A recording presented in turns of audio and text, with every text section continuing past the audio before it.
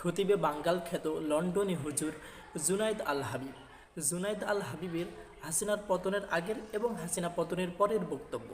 এই বক্তব্য আপনি যদি শোনেন তাহলে অবশ্যই তাকে আপনি দালাল বলবেন। আমার কথা হচ্ছে, জুনাইদ আল হাবিব, তুমি আসলে কার, আওয়ামী লীগের না বিএনপির? তো চলুন আমরা ভিডিওটা দেখি।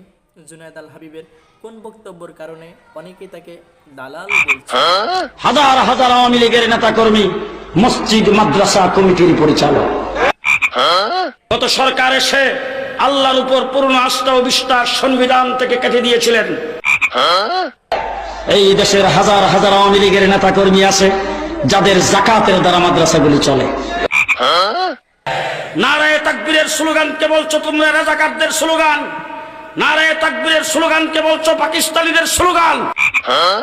ও আমার আওয়ামী লীগের ভাইরা, আওয়ামী লীগ যারা করে তারা ইসলাম বিরোধী না।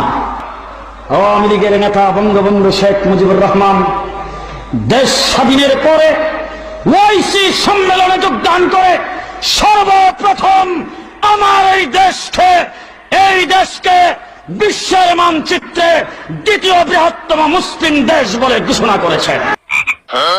সংবিধান থেকে বিসমিল্লাহ পর্যন্ত উঠাই দিয়েছিলেন।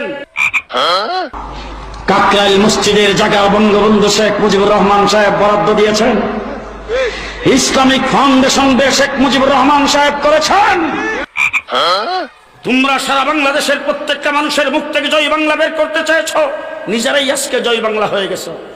মজবুত থাকবেন, প্রস্তুত থাকবেন, পরাজিত শক্তিকে বাংলাদেশে আর ইন করতে দেওয়া যাবে না, ইন করতে দেওয়া যাবে না। गोलमाल है भाई, सब गोलमाल है।